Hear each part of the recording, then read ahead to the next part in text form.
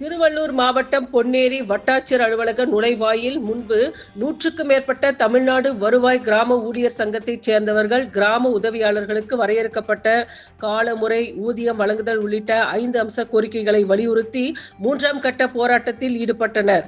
பொன்னேரி வட்ட தமிழ்நாடு வருவாய் கிராம ஊழியர்கள் கலந்து கொண்ட போராட்டத்தில் கிராம உதவியாளர் இறப்புக்கு பின் 1999ஆம் ஆண்டு அப்போதிருந்த முன்னாள் முதல்வர் கலைஞர் கருணாநிதி கருணை அடிப்படையில் வாரிசுக்கு வேலை வழங்கினார்.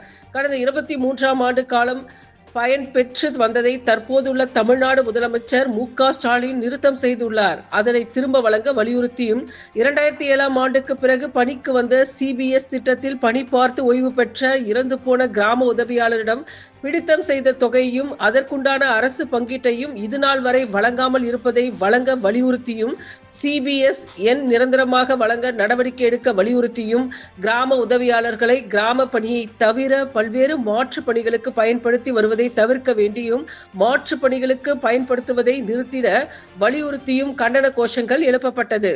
இதனை அடுத்து தொடர்ந்து பிப்ரவரி மாதம் 5ஆம் தேதி வட்டாட்சியர் அலுவலகத்தில் உள்ளிருப்பு போராட்டமும், பிப்ரவரி 27ஆம் தேதி ஒரு நாள் சிறு விடுப்பு போராட்டமும் நடைபெறும் என்றும், கோரிக்கைகள் நிறைவேறாத பட்சத்தில் மாநில அளவிலான செயற்குழு கூட்டப்பட்டு அடுத்த கட்ட பெரிய போராட்டத்திற்கு தமிழ்நாடு வருவாய் கிராம ஊழியர்கள் செல்லக்கூடும் எனவும் தெரிவித்துள்ளனர்.